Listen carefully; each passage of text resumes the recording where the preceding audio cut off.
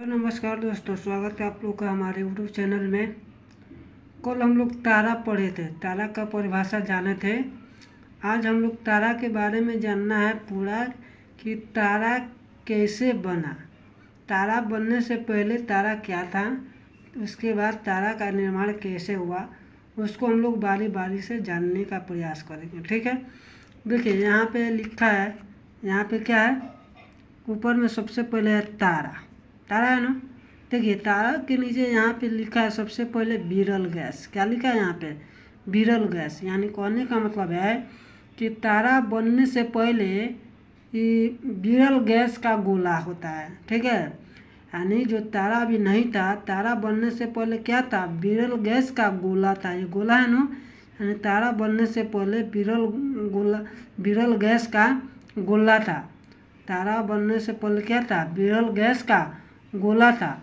ठीक है, तब उसके बाद विरल गैस केंद्रित होकर, विरल गैस क्या होकर? केंद्रित होकर पास आ गए। ठीक है, घने बादल की तरह समान छा गए। माने घने जो बादल है ना, घना बादल, उसके समान छा गए, जिन्हें हम लोग क्या करते हैं? निहारिका। ठीक है, यानी विरल गैस से किस में बदल गया? निहारिका में। विरल गैस से निहारिका में बदल गया। ठीक है, अब निहारिका के बाद क्या हुआ?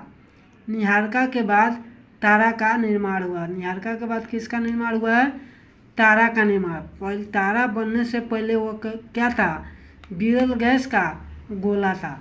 तारा बनने से पहले विरल गैस का गोला था। अब विरल गैस के बाद वो क्या हो गया? घने बादल के समान छा जाते हैं। यानी विरल गैस के बाद क्या होता है? घने बादल की तरह छा जाता है। देखिए यहाँ पे ये बादल की तरह है, ये क्या है?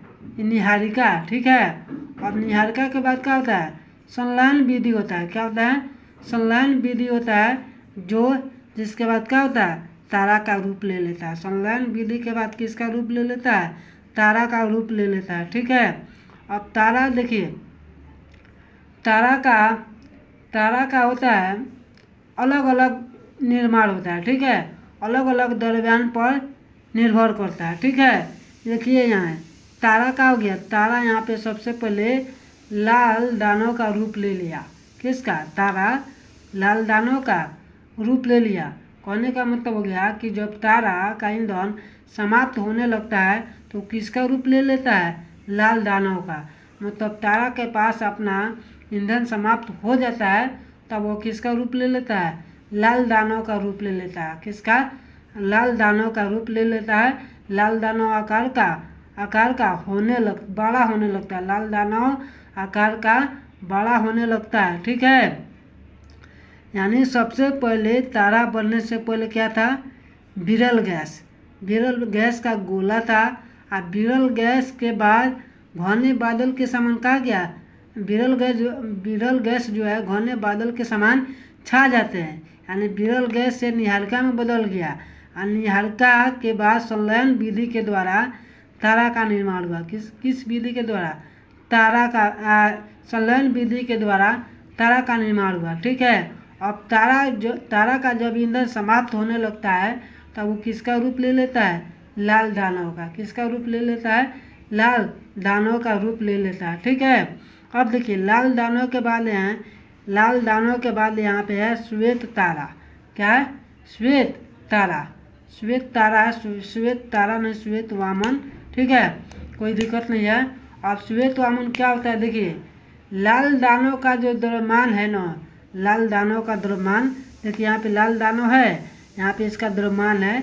लाल दानव के द्रव्यमान 1.44 गुना है। यहाँ पे 1.44 गुना है। यानी लाल दानव का द्रव्यमान 1.44 गुणे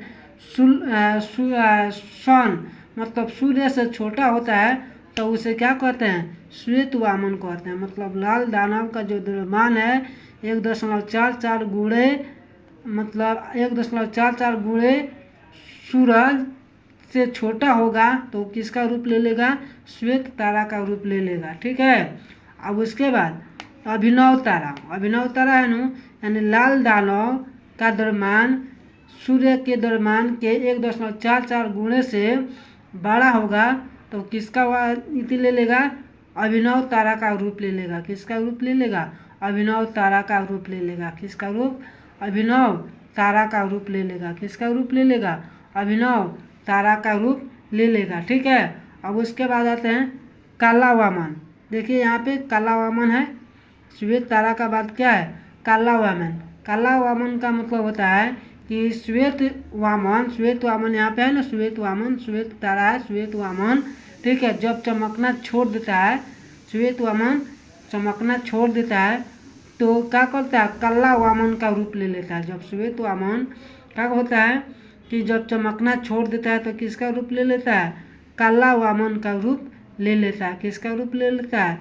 काला वामन का रूप ले लेता है। किसका रूप ले लेता है? काला वामन का रूप ले लेता है। काला वामन का रूप ले लेता है। अब उसके बाद है अभिनव तारा। अभिनव तारा के बारे में अभी बताए हैं कि जब लाल दानव का द्रव्यमान सूर्य के द्रव्यमान के 1.44 गुणा से बड़ा होगा तो किसका उसे क्या कहेंगे? अभिनव तारा कहेंगे। वह किसका रूप लेगा? अभिनव तारा का रूप ले लेगा। ठीक है। अब उसके बाद है न्यूट्रॉन तारा। यहाँ पे न्यूट्रॉन है ना, न्यूट्रॉन तारा। न्यूट्रॉन तारा क्या हो गया?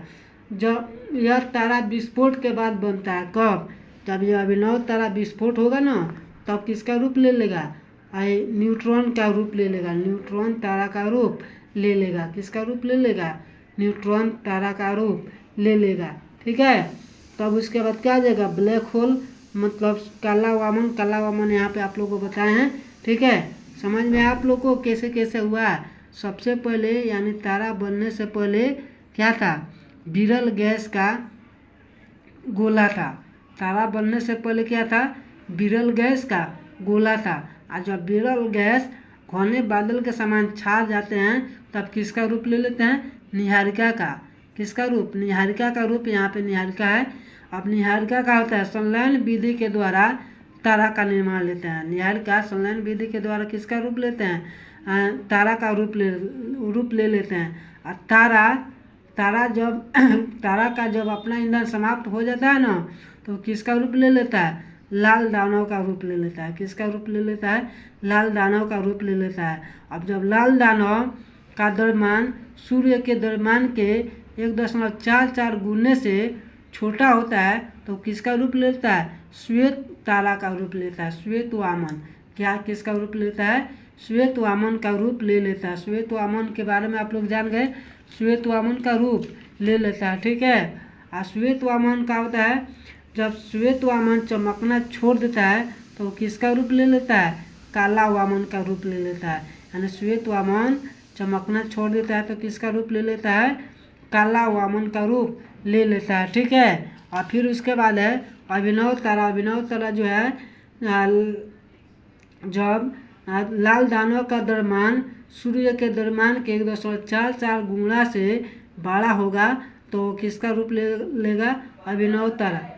उसे अभिनव तारा कहते हैं। ठीक है। अभिनव तारा जो है जब विस्फोट के बाद क्या बनता है? न्यूट्रॉन तारा बनता है। विस्फोट के बाद न्यूट्रॉन तारा बनता है। ठीक है। समझ में आप लोगों को? अभी इसके बाद हम लोग बारी बारी से एक एक करके एक एक परिभाषा के थ्रू हम लोग जानेंगे कि विरल गैस क्या है, निहारिका क्या है, तारा तो बता दिए, लाल दानव क्या है, श्वेत वामन क्या है और काला वामन क्या है, अभिनव तारा क्या है, न्यूट्रॉन तारा क्या है, सबको बारी बारी से आप लोग को बताएंगे। ठीक है। इतना बात समझ में आया कि सबसे पहले तारा क्या था?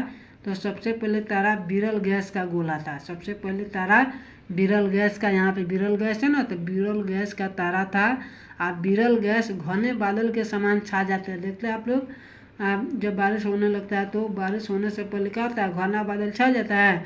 तो घने बादल छा जाता है तो क्या? निहारिका का रूप ले लेता है। निहारिका के संलयन विधि के द्वारा क्या होता है? तारा का निर्माण होता है। किसका? तारा का निर्माण होता है। और जब तारा के पास अपना ईंधन समाप्त हो जाता है तब किसका रूप ले लेता है? लाल दानव का। किसका रूप ले लेता है? लाल दानव का रूप ले लेता है। और लाल दानव का द्रव्यमान अगर सूर्य के द्रव्यमान से 1.44 गुणा छोटा होगा तो ये श्वेत वामन कहलाएगा, श्वेत वामन का रूप ले लेगा। और श्वेत वामन जब होगा, चमकना छोड़ देगा, तो किसका रूप ले लेगा? काला वामन का रूप ले लेगा। किसका? काला वामन का रूप ले लेगा। और फिर लाल दानव का द्रव्यमान सूर्य के द्रव्यमान से 1.44 गुना बड़ा होगा, तो वह अभिनव तारा कहलाएगा। क्या कहलाएगा? अभिनव तारा कहलाएगा। अभिनव तारा का जब विस्फोट होगा, मतलब विस्फोट हो जाने के बाद किसका रूप ले लेगा? न्यूट्रॉन तारा का रूप ले लेगा। किसका रूप? न्यूट्रॉन तारा का रूप ले लेगा। ठीक है, यहाँ तक आप लोगों को समझ में आया? तो यहाँ तक आप लोग इसको फिगर बना के बारी बारी से समझ लीजिएगा। अब हम लोग बारी बारी से इसको परिभाषा के थ्रू हम लोग जानेंगे। ठीक है, चलिए अब हम लोग मिलते हैं नेक्स्ट वीडियो में।